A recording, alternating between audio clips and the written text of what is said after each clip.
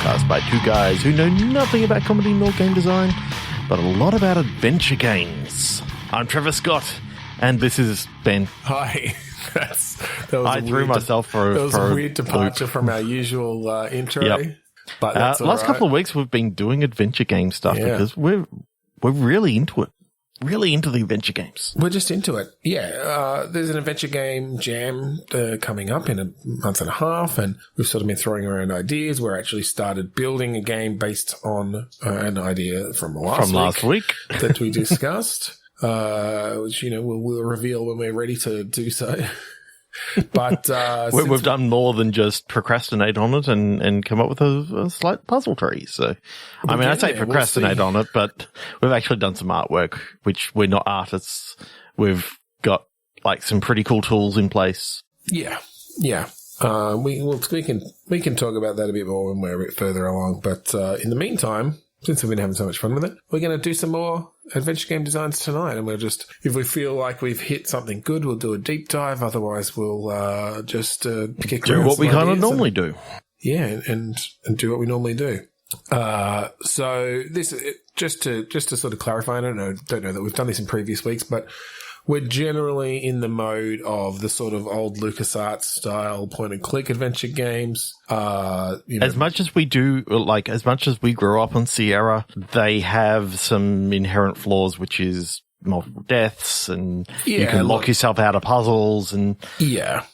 I think there's a lot of fun stuff in the Sierra things, but, I think we do tend towards that LucasArts formula. They just felt a bit more kind of solid and put together. So, when we start talking about games tonight, probably the first place your mind should go is that sort of 2D retro style point and click until we decide otherwise. Because, we sometimes go to 3D, we sometimes go a bit more modern, but. If your mind goes to the dig, good. Yeah. That's a good game. It's got a pretty obtuse puzzle in there, which is the turtle skeleton, but we can forgive them for that. Infamous. Okay, Ben, have you got a location for us? I do. Where are we going to set this game? We're going to start in a museum. Ooh, and in that museum, we've got a teenager. Oh, okay. So maybe maybe the game starts with them on a tour of some sort. High school excursion. Yeah. As soon as you said high school, I immediately, because I'm so ingrained in the whole Disney way of thinking, I had musical come straight after that. So high school musical. And I'm thinking, what was originally chorus, the musical thing, can we bring that into it? Can we bring that in? Or a museum and Moon Knight, as I'm currently watching. So, they're the sort of things that I haven't watched Moon Knight. Is that also a musical? No. That would be funny if it was. Look at us. We're just referencing things now. That's all we're going to do is just referencing. No. Okay. So, I don't think we can make it a musical. No. Because as much as we enjoy. I'm up to the idea of thinking of how that might work in an adventure game. I just don't feel like this is the one. Okay. Do we go a bit night at the museum to keep referencing things and have there be some sort of supernatural curse sort of thing going on, or do we keep this more in the mundane? I like it in the mundane. I like it in the dinosaur wing. Yep. Because there's something about the skeletons of dinosaurs, and I don't know, whether this kid steals a bone right at the very start. Yeah, well, I was just thinking one of the things I do like about point-and-click adventures is that they give a bit more opportunity to actually build character relationships through actual dialogue and interactions as opposed to just, really, them up in cutscenes. Adventure games is more around the character development quite often, and then what comes out of that, especially in the LucasArts games. They don't have to be weird puzzles with unwieldy solutions or whatever. They can be a very good vehicle for just telling a story in personal an story. Interesting way. Yeah. So I kind of like the idea of maybe exploring some of the relationships between the high school students. Either maybe it's a bit of a situation where the main character, they're not in with the in crowd, but they do get dead to take a dinosaur bone essentially. And the entire thing comes crashing down and, it's, except for the leg bone they've got. They're just holding it there. Yeah. But here's where things kind of go a little bit awry. Turns out this leg bone isn't really a bone, and they twist it, and there's a map inside. Okay. So this is just sort of the prologue to how they discover some sort of secret map to. Well, if this dinosaur bone is like this, how many dinosaur bones are out there that have secret maps inside? So the entire thing becomes. Well.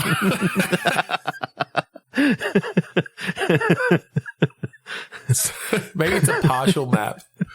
And then it cuts to like 27 years later, and this teenager has become an archaeologist or a paleontologist, is searching for dinosaur because they're just trying to find the bone that has the other half of this map in it. And, okay, here's the cool thing. As he's, talking to an investor, there's a news report on in the background saying another museum was hit overnight and we're left with and he turns off the off the TV and is like, so what were you saying about dinosaur bones that you may have got a lead for me? What were you saying? You get a fund our dig for a further 5 years if we come to your weird park? Okay. Yeah, that sounds great. And he was never heard from again. He goes to this park, Cretaceous Park. Let's not go or Triassic. Should we go Triassic? Triassic Park. Triassic Park. I don't know. There's some other like. It sounds derivative. Yeah. Yeah. Sounds derivative of Sphere, that Michael Crichton book turned movie. Yeah. That was the one. They made a Dustin Hoffman movie about it. Samuel L. Jackson was in it. What, Dustin Hoffman wasn't enough for you? He's not a big enough star. All right, so need that Samuel. I feel like we're going off the rails. Do we want to bring it back on, or do we want to start something new? We can bring it back on. Okay. So are we jumping forward? Is this kid now an archaeologist, or are we sticking with the high school? We can situation? stick with the high school. My whole thing about the map was just, can I make it weird? We can go with the map. I just think it's a bit of a jump then for this kid to somehow assume that dinosaurs fossilized with maps inside them, rather than thinking a human has since hollowed out a dinosaur bone and put a map in there. Like, that's the leap it makes sense. Like, oh my God, somehow he's a teenager. He's prepubescent and he doesn't know any better. Dinosaur leg back in the Jurassic era.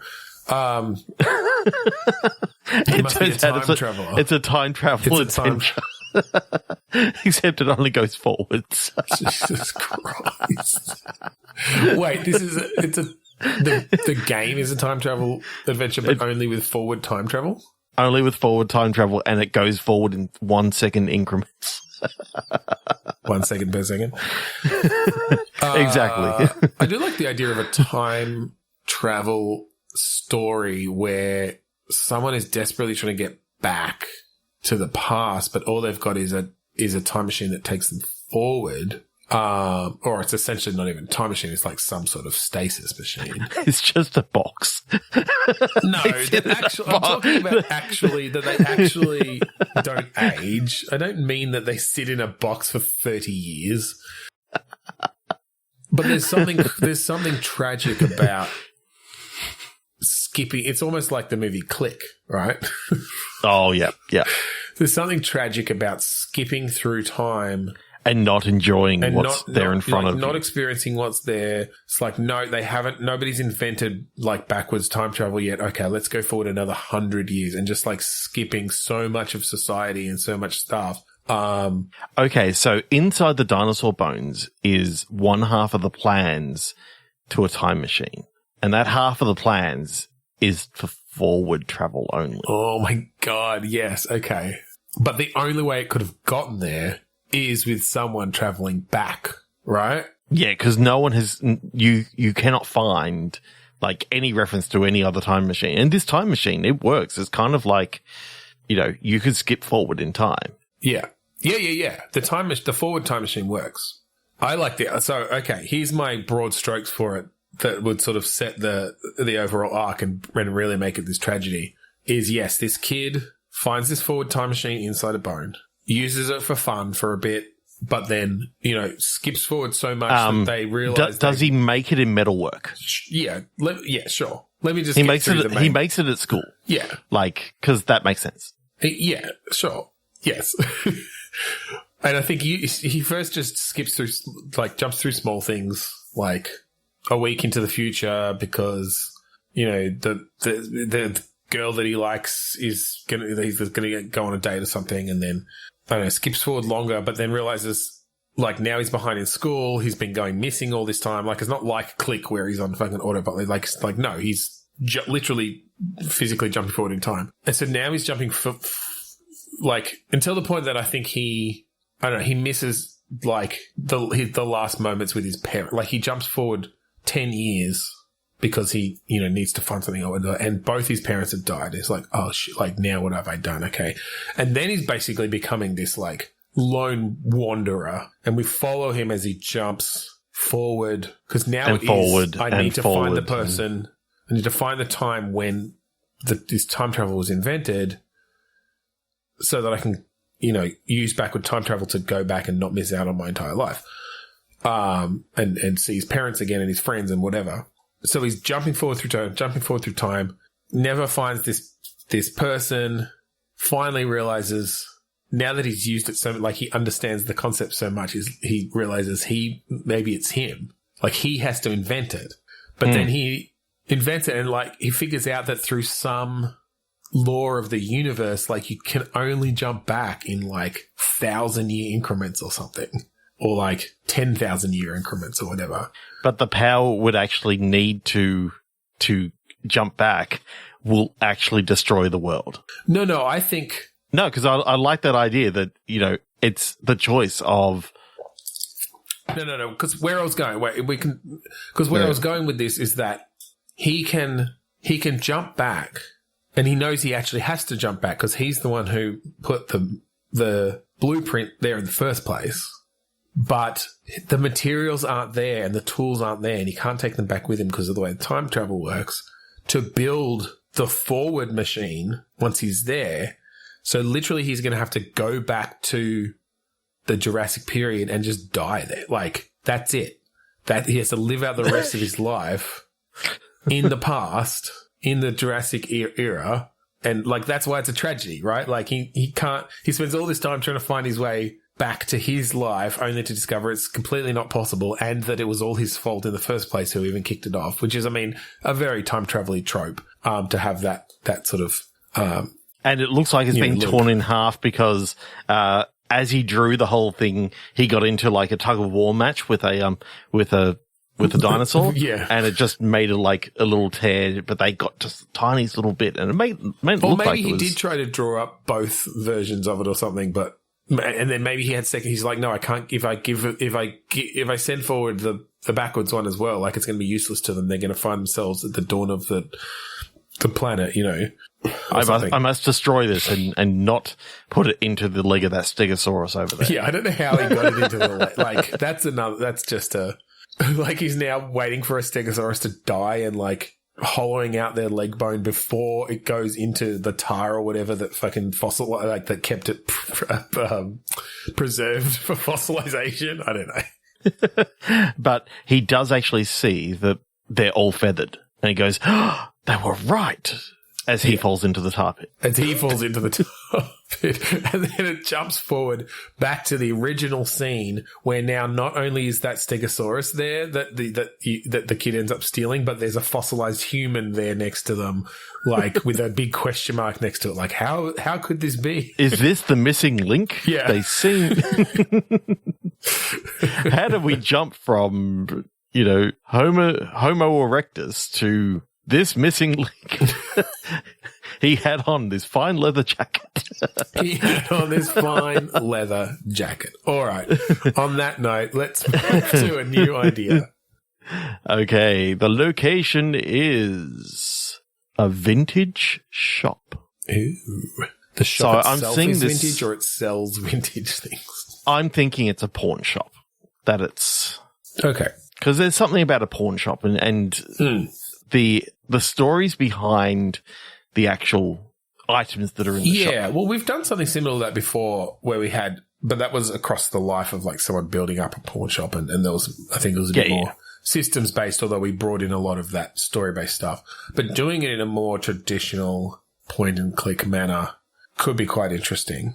I like it almost as if it's this pawn shop owner collects stories. And the story that goes along with something as he goes to purchase it and then, goes to sell it on to someone else. Like there's a scene where you're trying to sell something and someone comes in and goes, "Oh, I want to buy this record." And then it goes into like a scene or an actual, like a little vignette, like a vignette chapter of which you play an adventure game within this scene that involves this record, and it's the story of what happened to this record. So I do like that. Let me just throw something in there though, because when you first started talking about the stories, I very much got an insult sword fighting vibe, where it was like someone sells you something and tells you a little bit of a story behind it, like, oh, I got this. When a guy on the street tried to mug me, but as he ran away, he dropped this from behind, and it's like a purse or, whatever. I don't know. That's a weird story, but. So it's stolen then. You stole it from this guy. Well, and it was you can't steal things just because, you got something stolen off you. You can't sell it. I do not procure stolen equipment. If you do not leave my shop, I'm going to have to call the police. It was lawfully dropped by a criminal. I think that those things cancel each other out. No, but Did you try to find them? They were running away. Did you go to the police? Calm down.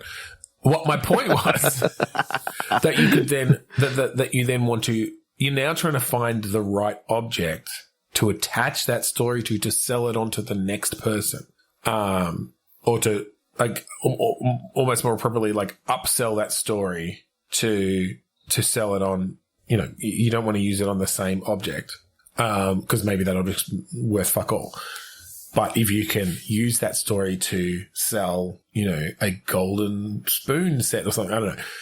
If we were doing a game other than an adventure game, I would say yes, let's go with this. But I like the idea of being able to have some sort of, like, they start telling the story and then whatever happens in the adventure game as you go through and do the things. How do we stop that just from being a disjointed set of stories, I guess? Or are you thinking that the pawn shop is more of a framing device for essentially an anthology? An anthology. And it means that we as developers get to play in a lot of different styles. Like, if we want to do a pirate adventure, we can do a pirate adventure and say, I got this from my great-grandfather and he was captured by pirates. And you can, have Captain Guybrush Threepwood, mighty pirate. So where I actually see this being interesting is this would make for a cool game jam, setup itself, where you're almost handing it off between, or like you're almost having different people use the same tools. Say, here, you make your little adventure game, like a few rooms, 15 minutes, whatever. You give them some limitations, and then someone puts that all together into that framing device where each of those people's games then is a story to be told. And then maybe you put it all together with all the items at the end or something. Yeah, I think what helps make it in that way, though, is that you could then curate who you wanted to be involved in I think particular volume one. More than an open game jam, it would be, hey, I want to collaborate with these 4 other adventure game design creators. We figure out what the items are ahead of time. You get, an ancient sword. You get a fucking gun from the 20s. You get a PlayStation 4. Whatever, right? Because then PlayStation 4 in a vintage pawn shop. I love that idea. PlayStation 2. Or whatever, or an Atari 2600 or something. And then you could even have that there's some joining story then between those 4 items that comes together at the end, regardless of what the actual story was of how they came to get them. But yeah, have it be this anthology piece for collaborating with other adventure game creators.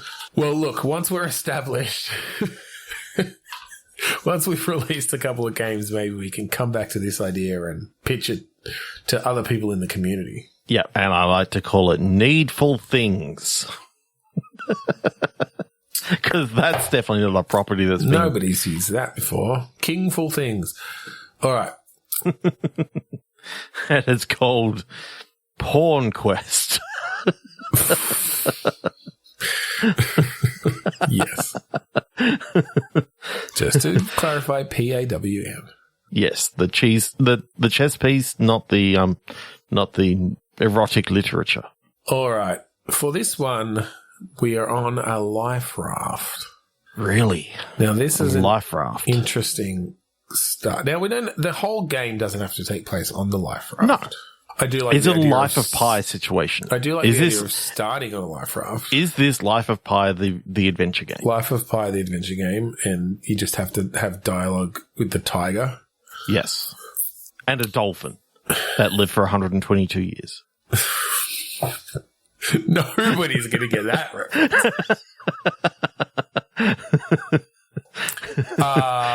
I like the idea of starting on a life raft, having maybe 3 people on the life raft. Yep.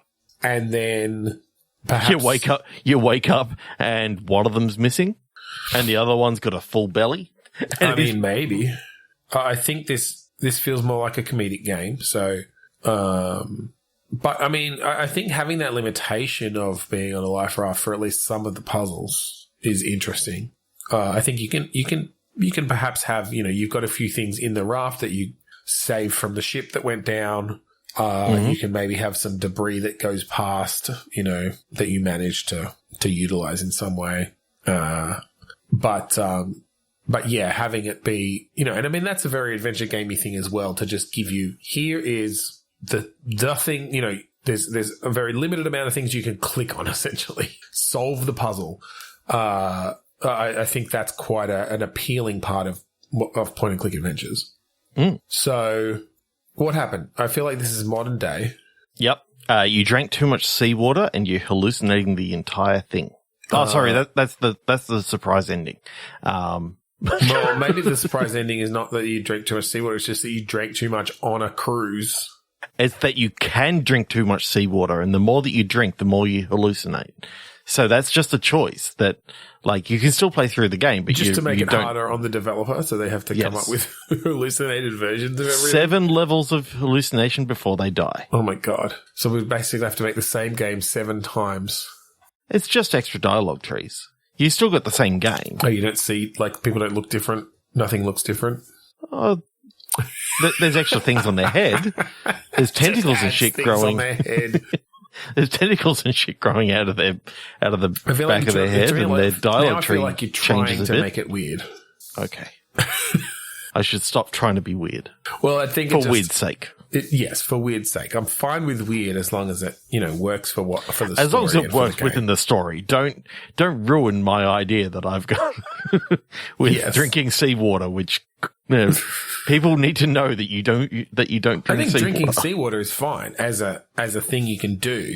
What happens if you drink it? Well, it's more that you'll just have a little you get more dehydrated that plays out or something, and the other people on the life raft are like, "What? Stop drinking seawater! You just keep throwing it up everywhere and dehydrating further, and you're going to die before you can get off this thing." But it's more of a funny event than a mechanic. No, when you do it for the 6th time, and they say the next time you do this, you will die. Okay, I mean, sure, but again, it's just more of an Easter egg then.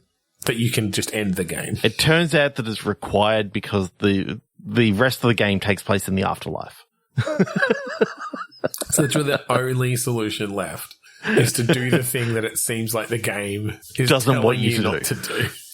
It's like, good, you went with typical game logic and did the thing that we didn't want you to do, which is actually the thing that we wanted you to do, so we reversed. I mean, I can see that being an interesting, albeit frustrating for the player way forward, like, and a bit of a take on point and click adventure games. A take on me. Is it on you? Oh, my voice is. I lost my voice last week. Otherwise, I would have been able to hit at least that note. Maybe not the high one. No, it's just saying that, like, if we want to play with the tropes of point and click adventure games, essentially giving the player a bunch of useless things where they think they have to solve a puzzle in some way, and then they've tried everything, and the only thing they can think to do is, like, because the only thing that where the dialogue changes when they do it in some small degree is they keep drinking the seawater, passing out, vomiting, waking up. But then the other people say something slightly different. It's like, oh, well, what happens if I just keep doing this? And then, finding out that's literally the only way to progress the story. Yeah, that's adventure game logic 101. Well, I don't know that's 101. I feel like we're subverting that's adventure game 701 logic then. 101. It's subverting the classic adventure game logic, I think. But sure, then what happens?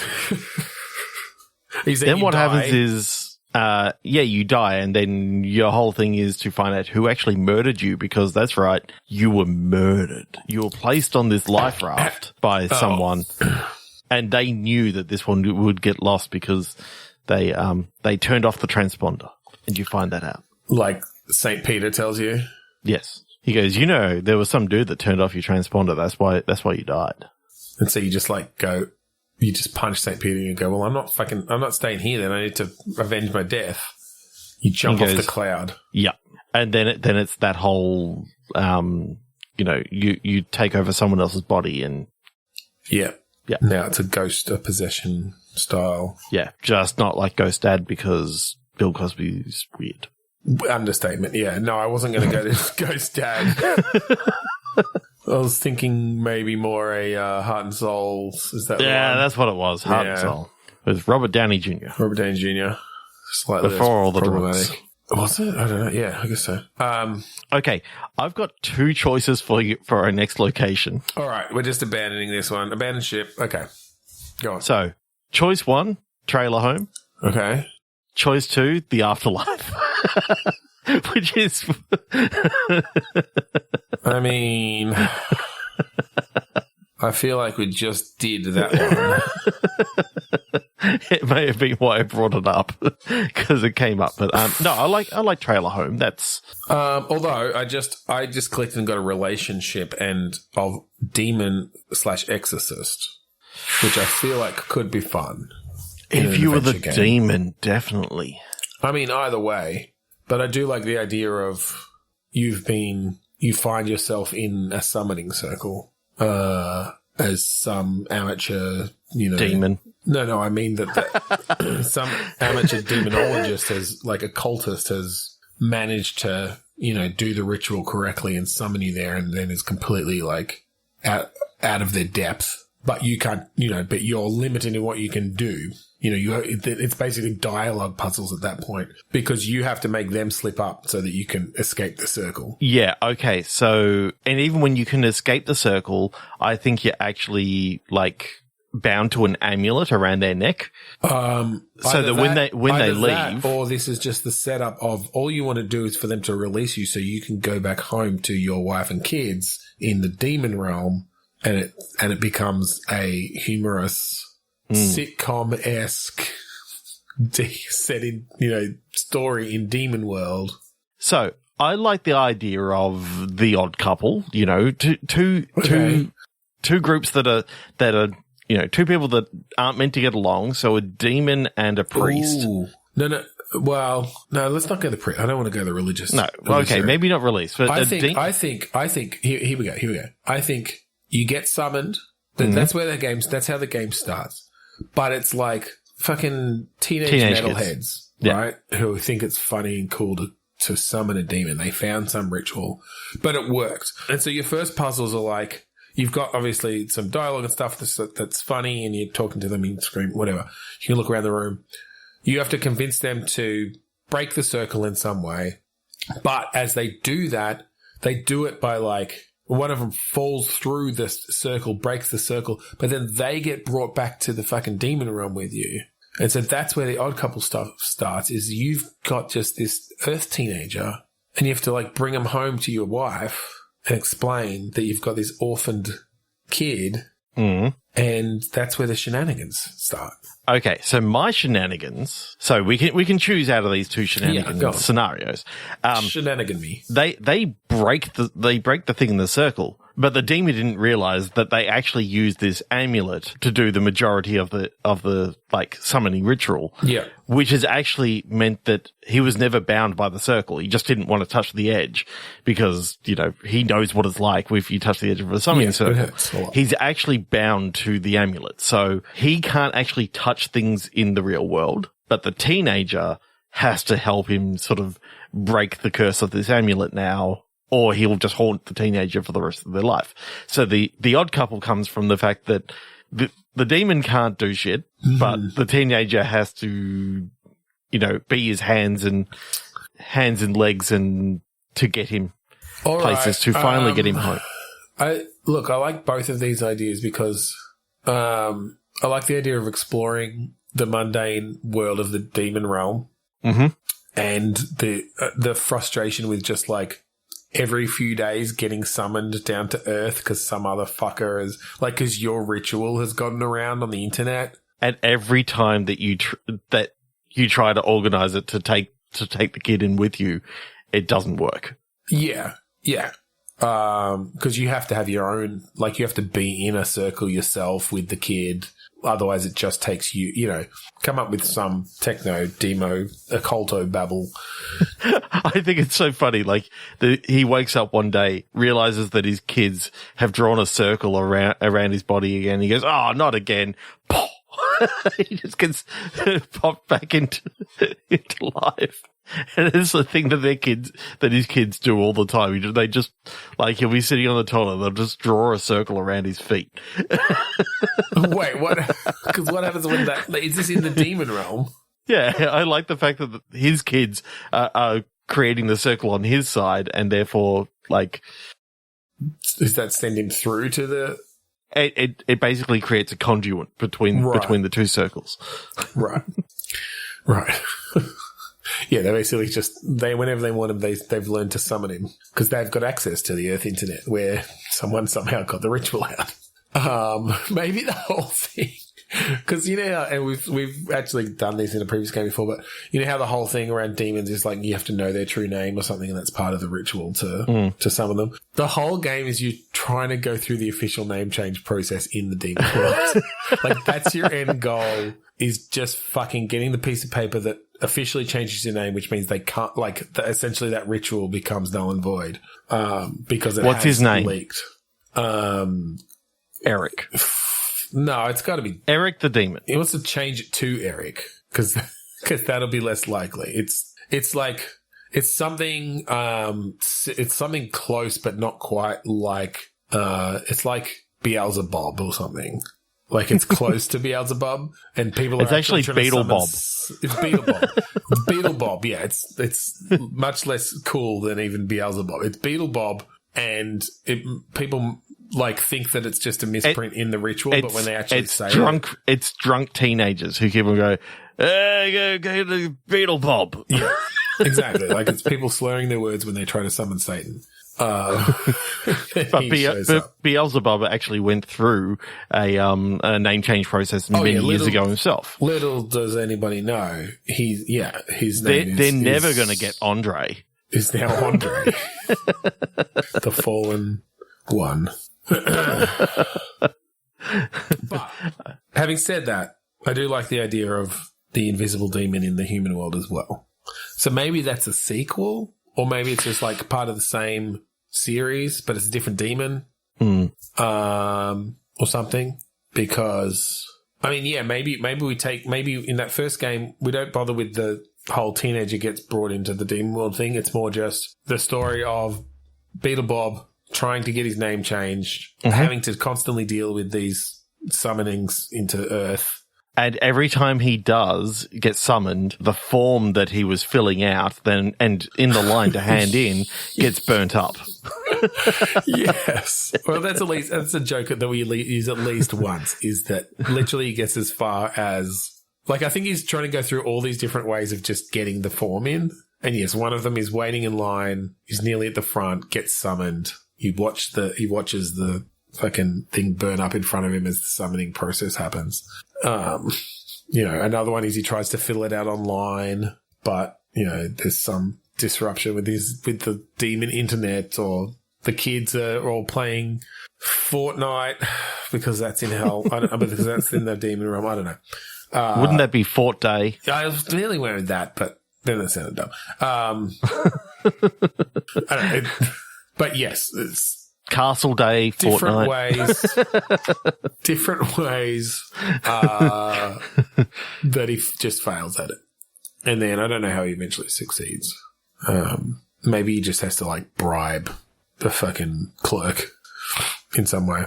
Yeah, that makes sense. He brings in fucking Skittles from Earth. It's like, the next time you get summoned, bring me Skittles. We can't get them here. They're my favourite. And They're like Jolly Ranchers. That's one of the puzzles. That's one of the puzzles. Like, you end up on Earth, and you'd have to, threaten someone to bring you Skittles. All right. I do have another location, and this one is kind of cool. Sure. Secret bunker. Okay. A secret bunker. So I see this as like a bunker that is being buried for a long time, or hidden in the forest sort of thing. And these people happen to come across it, and they get locked inside.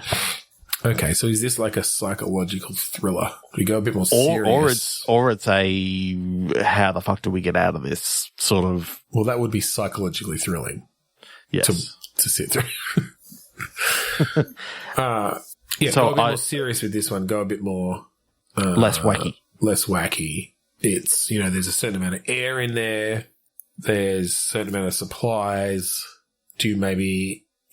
need to find a way to eventually communicate with the outside in some way, or someone else comes and finds it but can't open it, and so you're having to, like, have dialogue with someone who's on the other side of this bunker, but you don't know who they are. Especially because they could be the ones who actually own this thing. Exactly. And that's why they're able to tell you exactly where to go. Yeah. That's cool. How did you get in? I'm asking you, how did you get in? I'm trying to get into the bunker right now. How'd you get in?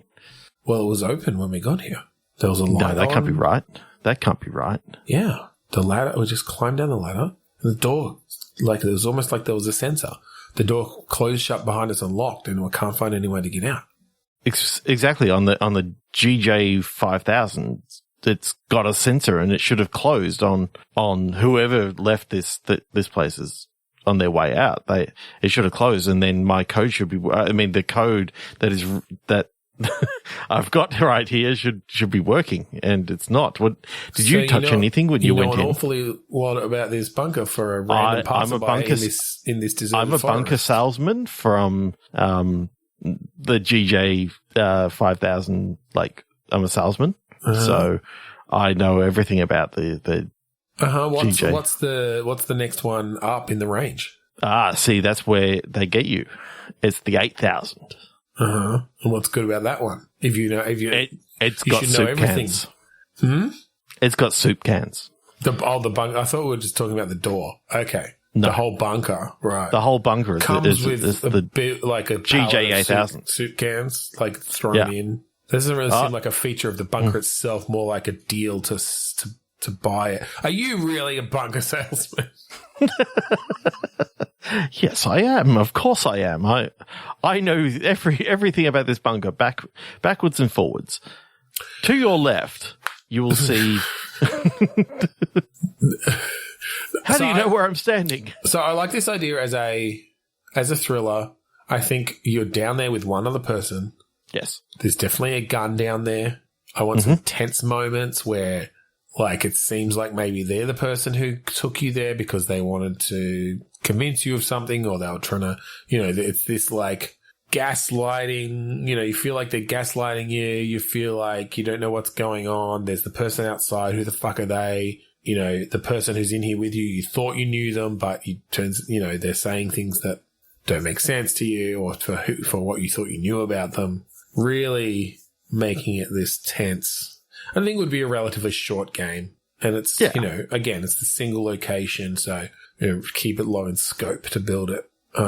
It'd really be around. It would really be a good writing exercise in the dialogue and stuff. Yeah.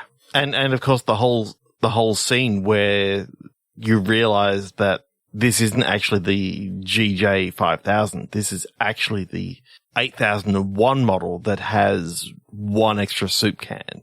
And it's that one soup can that has a secret code inside. Because that's the selling point. It's a selling point. 8001. 8001. You don't want the 8000 anymore. It's a piece of shit. Yeah. Throw that thing in the garbage.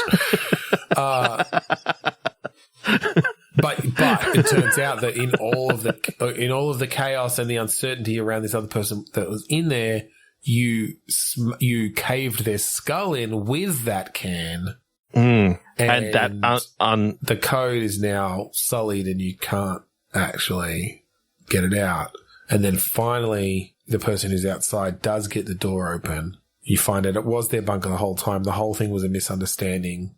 And they've called the police and they're here to arrest you. You killed this person for no reason. The love of your life. Dun, dun, Jeremy. Dun. It's always Jeremy. Always. I have our location. Good. I'm glad. A driveway. A driveway? Again, the whole game doesn't have to be set there, but I think it needs to feature heavily. What happened on this driveway that they're not talking about? This is one of those mystery hooks that the characters know what happened on this driveway. Yeah, but the player does not. The player does not.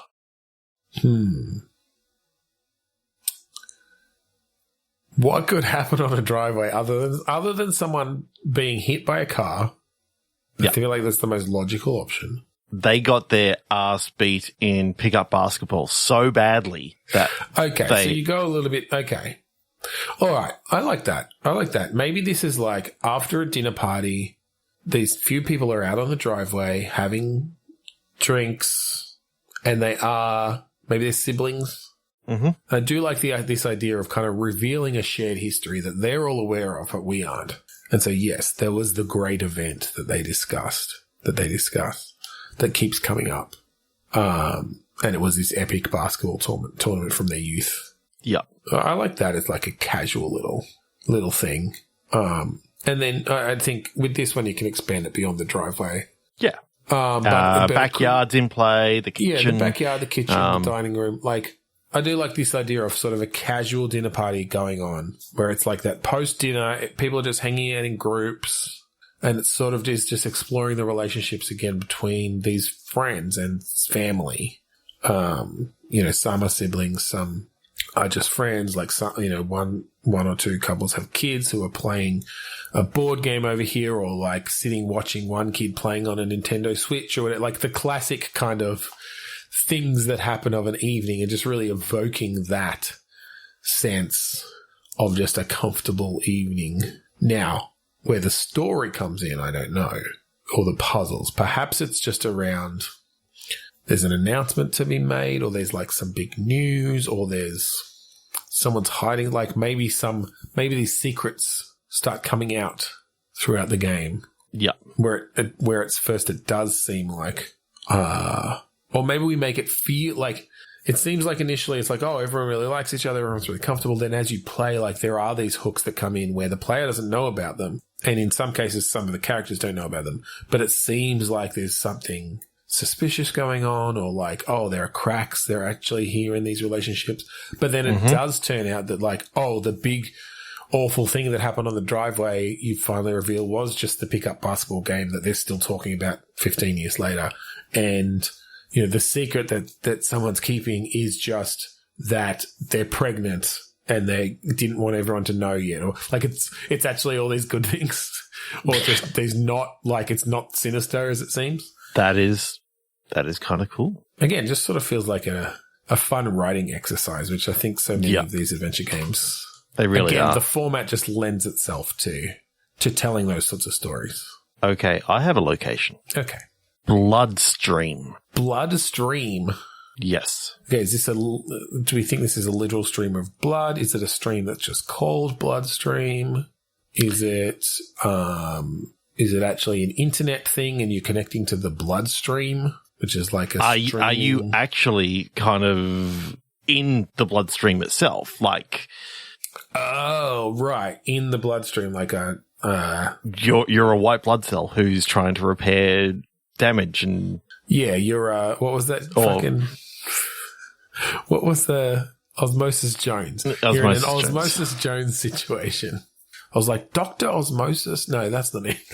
Osmosis Jones.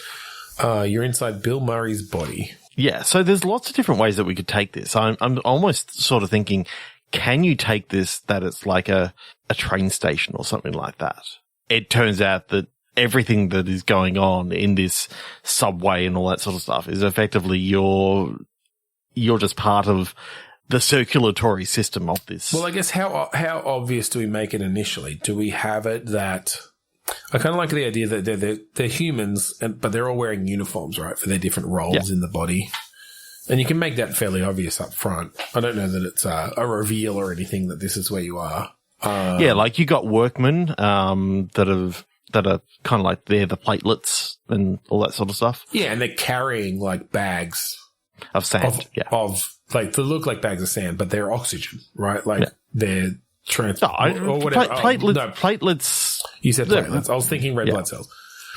No, they're the red blood cells. They're the red shirts. They're like the from Starfleet. They're the ones that you don't really give a shit about.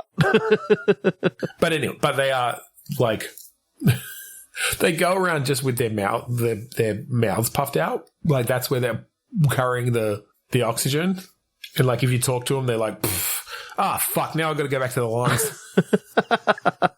And they physically say, it was like, oh, that's what this is about. I've been playing for the last half hour and didn't realize. I just thought all these guys have got really puffy faces.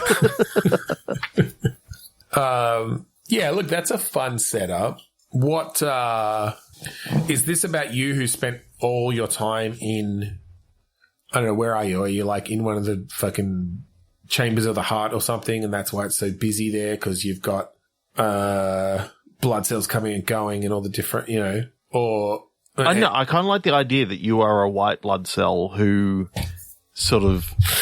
You're investigating some sort of growth. Okay, but I like the idea... going in the adventure game sort of way, I feel like you're... Because yes, the white blood cells are the fucking... They're like the guards. They're the detectives of the body. Of the body, yeah. I feel like you should be someone more lowly than that. That's tagging along for something like that's going out of their wheelhouse. You're some plasma. You're some plasma. What's plasma's usual role? To carry all the shit, I think. They're like the hireling. They're the what? The hireling in D&D parlance. Right. They maintain volume. They supply critical proteins for clotting. Carry electrolytes to muscles. Yeah, I mean, that's fine. They can be. They're the water boy. Yeah, they're the water boy. They're taking electrolytes. They're taking proteins. So they interact with white blood cells sometimes because, like, if blood clotting is needed, then the white blood cells show up as well to be like any foreign part, like any foreign things coming in here. All right, we're good. Okay, clot it up.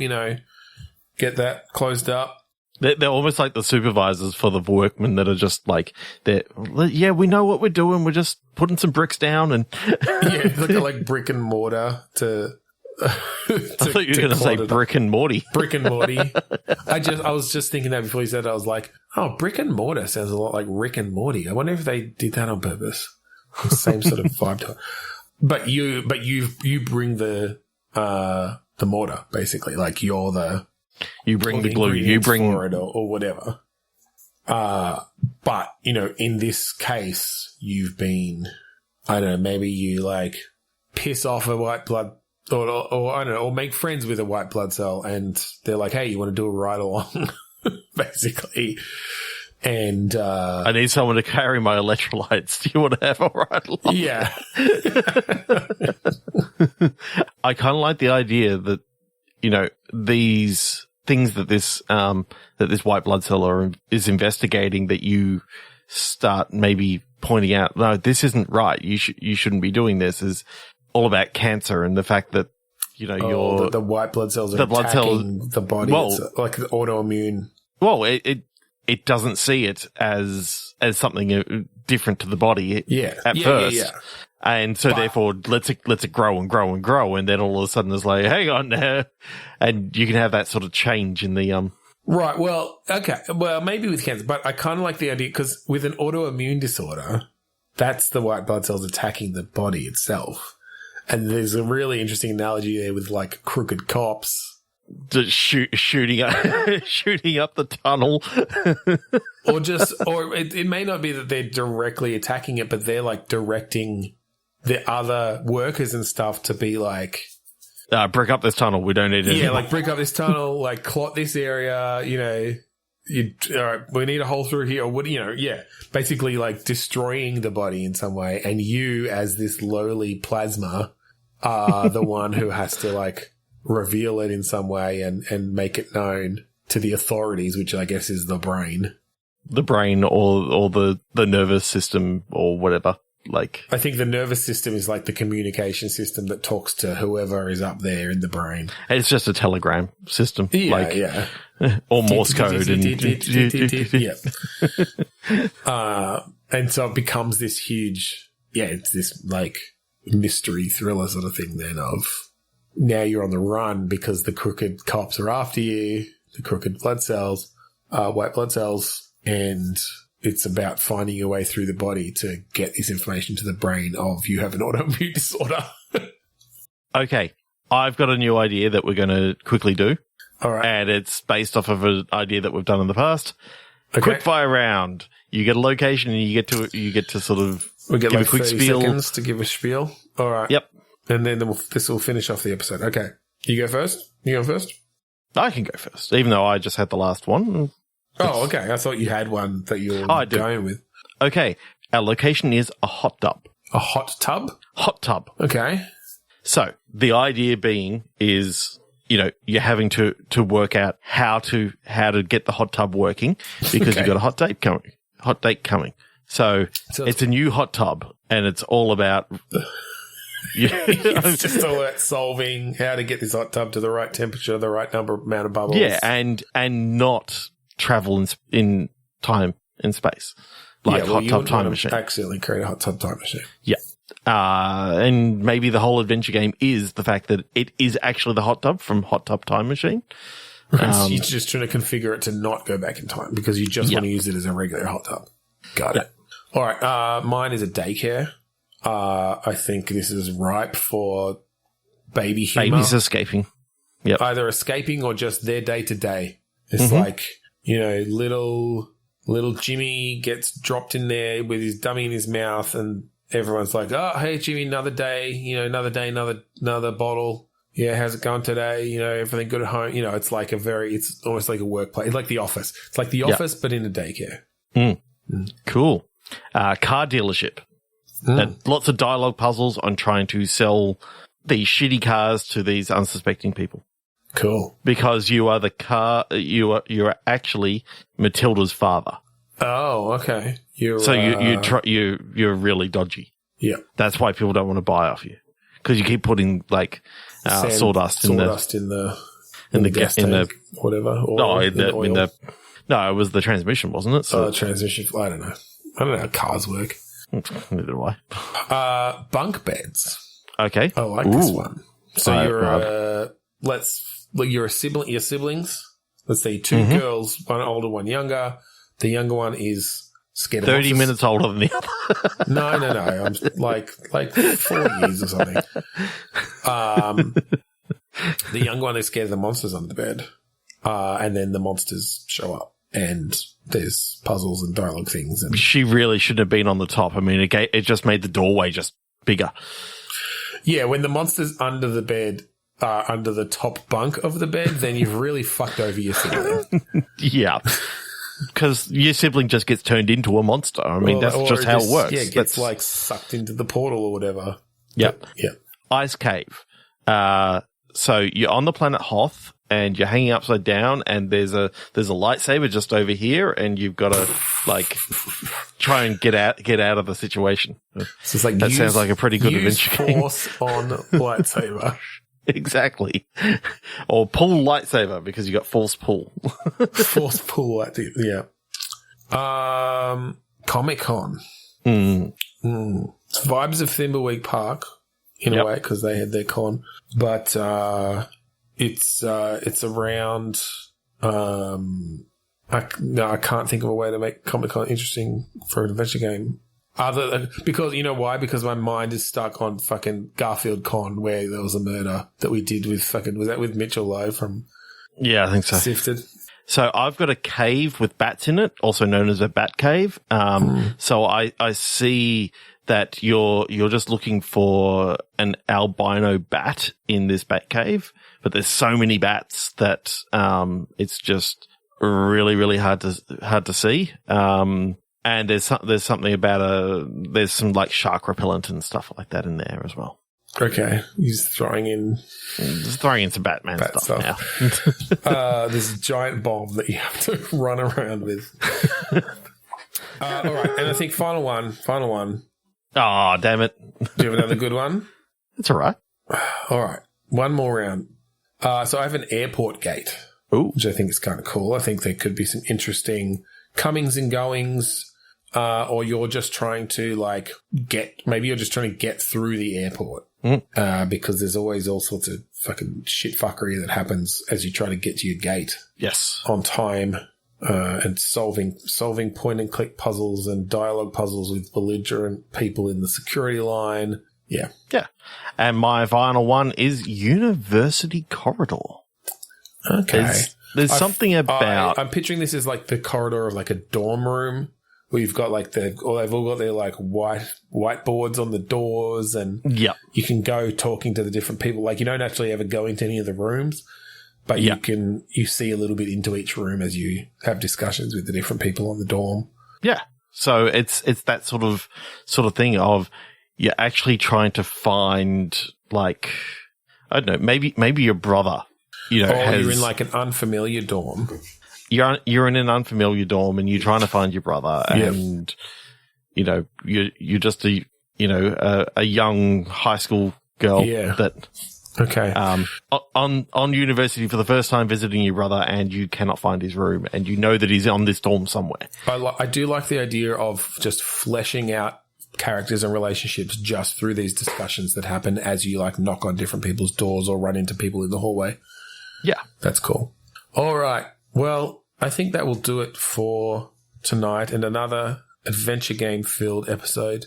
Will we keep doing this until the end of Adventure Time Game will Jam? only tell. Time will only tell.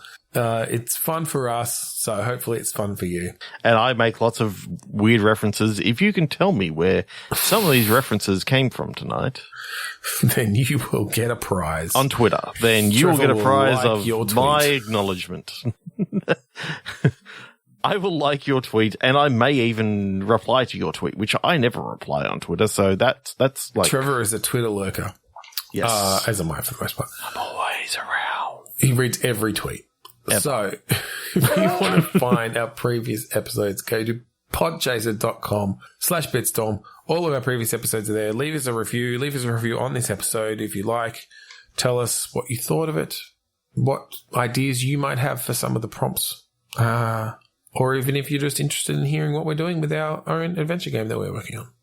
Or have you got a location that we haven't used yet that you think would be ripe for a good adventure game? We will use it. Put it out there. We will use it. Can't guarantee it'll be good. It'll be good. But we'll try. If you like the music that we play at the start and end of each episode, that song is called Man Defiance off of the album Containment Failure. You can use your mouse to go to Google and search for it and then go put it into Google, your inventory. Search for Bandcamp end up at Bandcamp, search for Courier Dust, then you find it. Yeah. Or you can just go to like bandcamp.com/Courierdust, and I think that might work. I think that's it, or courierdust.bandcamp.com. I don't know. It may be that one, courierdust.bandcamp.com. Maybe they both work. Maybe Bandcamp is smart enough to make that both work. Anyway, thank you again for joining us this week on Bitstorm. I'm Ben Slinger. I'm Trevor Scott, and yes, courierdust.bandcamp.com does work. Why did we only just find that out now? That's kind of funny. It's the only one that works. And how dare you summon me, Beetle Bob? What's weed? Yes. Cool. Puff, puff, pass. Don't tell anyone, but Satan's name is Andre now. Shit. Shouldn't have let that slip.